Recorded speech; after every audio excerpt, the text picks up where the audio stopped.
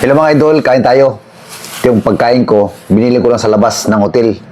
Kasi sa loob, napakamahal yung mga bilhin. Ito mga idol, oh. Yan, ulam ko. Ano ito mga idol? Adobo. Yan guys, adobo guys. Yan.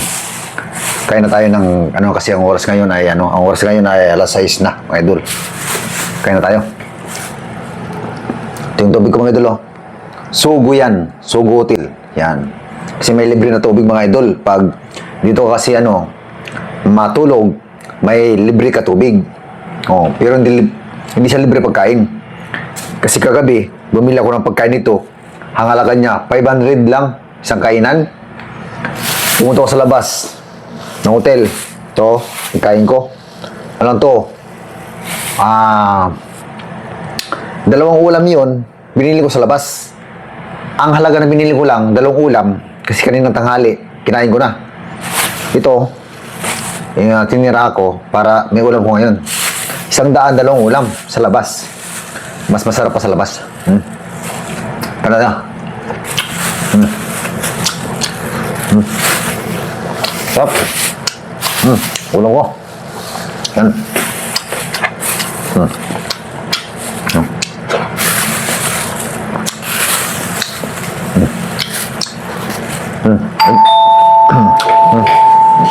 Ba.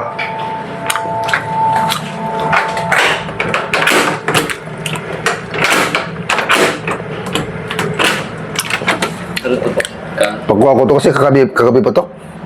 Yung kainan ko dyan. Siya amoy panis nito. Sir, pwede ilagay na lang dito sa may kukuha. Pwede sa labas yan? Apo, may kukuha naman po. Okay. Alam ko na. Sige. Salamat.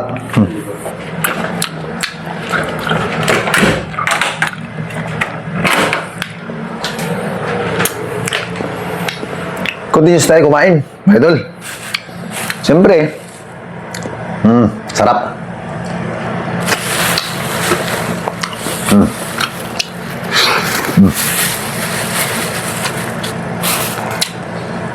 Wala siyang plato. Siyempre, pag sa hotel kasi mga order, may plato. Pag sa labas, walang plato. Kasalapin na lang.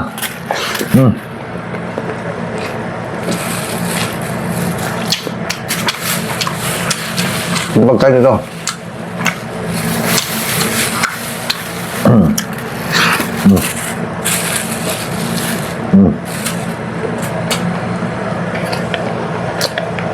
Uy. Usan.